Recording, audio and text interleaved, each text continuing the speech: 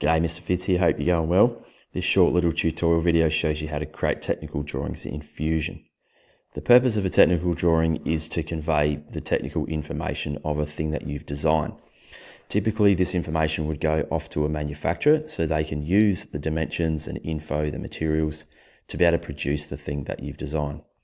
Or it could be you making the part yourself, so you need to know what the sizes are and how this thing's going to go together. To start with in Fusion, we want to get this St. John's drawing sheet so your drawings look professional and consistent. To do this, you need to get a link provided from your teacher. This should typically come through as a link via your Canvas page. So an example here is one of my classes. I provided a little link here to that template. What you need to do is click on this in a browser. This should load up another window here, and across here allow you to download that file. Download this to your computer. Once it is completed downloading, open the folder that this is contained in. This is important because for some reason this only works in one direction, so you can't open this file from Fusion. You need to open it in a browser.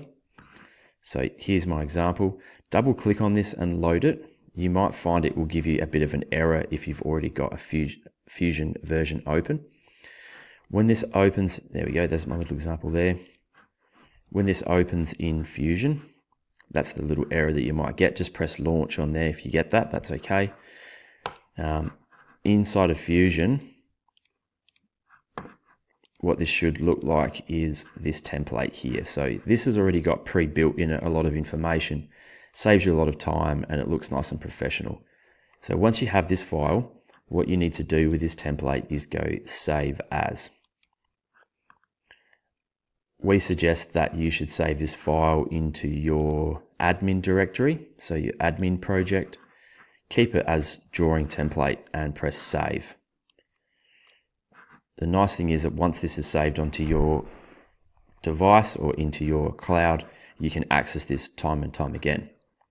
Cool, with that process completed, now we can go to our part. So from our completed model, what we need to do next is go to Design, Drawing, from Design. Now what this should show on the right hand side here, under Destination there is a Template tab. Now mine already has mine loaded, but for the first time you do this, you need to go to Browse, and you're going to find that template. So back where you saved that one just a minute ago, find that template and open, and then select that as your template. Once you've loaded this in once, each time in the future you create a drawing, you should have that accessible to you.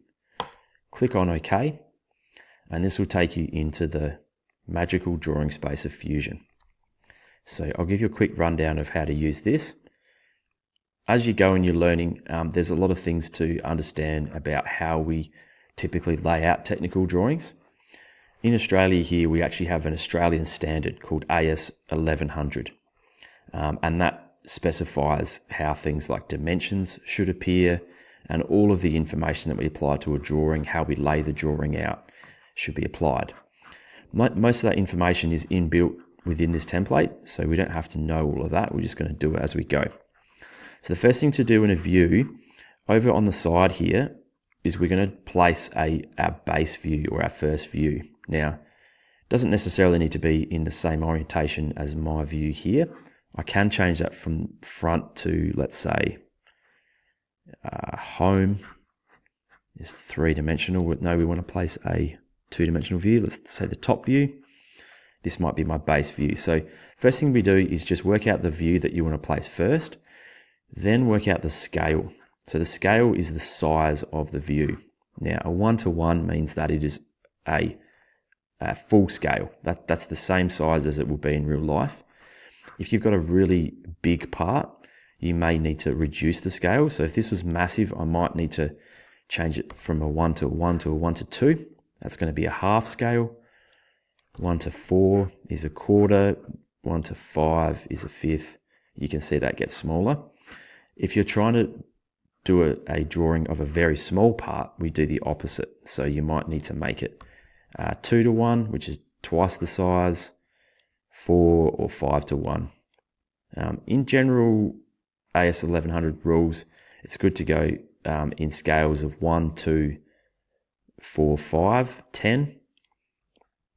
So in this case, I'm just going to go a 1:1. That's good enough for this view. Okay, so let's place our first view. This is looking from the top of my part. So I'm going to click this one up here, and I'm going to click OK here. There we go. There's my view looking from the top. Now, once you've placed your first view, all of the other two-dimensional views from here are going to be created via this icon here called a projected view. So the way this tool works is click on the parent view. You can see it even tells me that. Click on the parent view. If I drag my mouse down, it'll produce the front view from there. I can produce views from these ways, but that one's okay. I can also drag it diagonally to create what's called an isometric or a 3D view. I want just that front view there, so I'm just going to press OK, enter. Now from this view, I'm going to project a view out this side. Press enter to produce that one. And I'm also going to do from that view, I'm going to do an isometric view out here. There we go. There's my main views. Now, drawing should be treated a bit like a piece of art. By that, I mean, you want your views to be laid out nice and neat, evenly spaced, and if you can, try to make them take up the space in the drawing. So evenly spaced and centered looks nice. Now, a few things to note in technical drawing. If you double click on a view, you do have some options here of how we display this. So I can make a view show some hidden edges. So you can see here that's hidden. It can be okay to show some hidden lines, but typically we don't show hidden lines unless we need to. And we certainly don't dimension to those. You can also make your views shaded. You can see how that turns it into a shaded model. And usually, as standard, we don't shade our two-dimensional views. So keep those with visible edges. You can, if you double click on an isometric view, you can make these shaded. I typically personally like to make these shaded so you've got a nice 3D view of what your thing's going to look like. These views here, we'll keep them as that. Now, the next thing we can do with the drawing, before we go much further, is save this. Really important that you save this early so you don't lose it if there's an error. Down here on our title block, we can then add information in. See, this should be created by you. This is automatically generated. The material is also automatically generated from your model.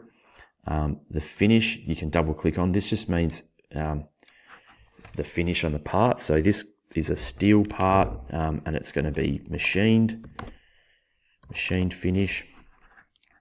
You can add in your teacher name here. That's me. The teacher is also the creator in this instance. And this is also auto-generated, so that's a nice little feature there. Next thing you want to do is add some dimensions to our part. Now, this is the main dimension tool, so we can measure things such as this, 60 for the overall. You can pick which view is relevant for what dimensions you want to apply. So that's going to place the overall length. The general rule is that you want to apply all the dimensions that are relevant for, what's going on here?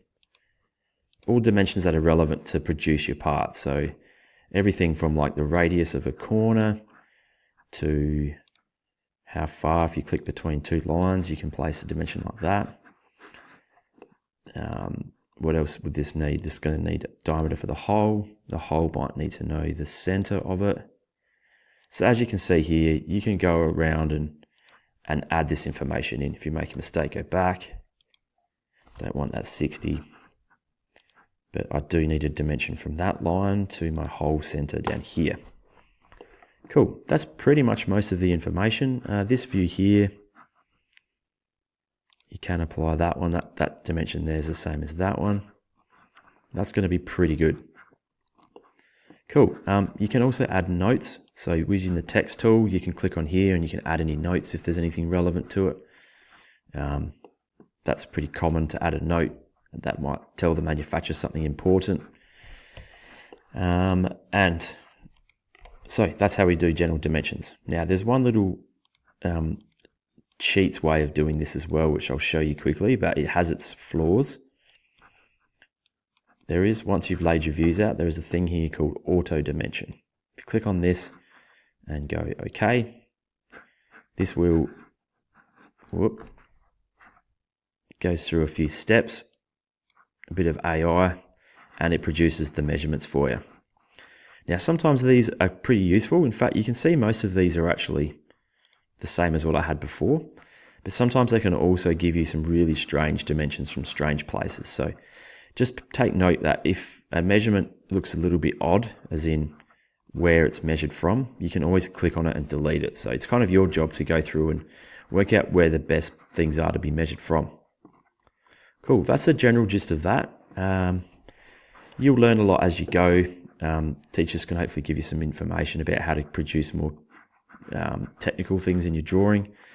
There are other things in here like section views, which we can cover on another video, which are a bit more advanced. A detail view allows you to show a particular little area in more detail. So you can create a circle around something, and then we can show that here in a zoomed in position. So that's the top corner of my part. There might be something there that's useful, so you can show something zoomed in. As I said, section allows you to cut through the part, so I can draw a section view perhaps through this hole between there and there. That's a half section view. And there's a few other things in here as well that are pretty useful, but they're a bit more advanced. So that's probably enough that you need to know to get you started in a drawing. Don't forget to save it. If your assignment or your task requires you to export your drawing from here, what we can do is do a quick little PDF. So that will take a PDF snap of that. That's the most common way people communicate drawings, is via PDF. Cool. Just to wrap that up, a couple of little other bits of information that might be important to you. We always like to teach you guys the best practice. Always good to place a single view at the start and then project from there. It's really important that your views, especially your two-dimensional views, must all line up with each other. So don't draw them randomly on the page. They should line up. As far as how many two-dimensional views you apply, this really depends on how complex your part is. Very simple parts might need 2 or 3 views, but if you've got lots of different angles, you might show 4 or 5 or 6 views to describe your part. Hidden lines are generally a bit of a no-no. They just tend to make your part look a bit more complex and hard to see and understand. You might want to use that on a number of views potentially at the most, but don't make your whole part show hidden lines. Keep your drawings neat and use dimensions that are relevant. So I used to always remember, if people used to tell me, if you can't physically measure the dimension, it's probably not very useful. So make sure it's something that can be measured and is helpful to actually produce that part. Cool. All the very best with your drawings. Give your teachers a shout if you need some more help, but this should be enough to get you going and set you on a path towards some cool designs and cool drawings. Cheers.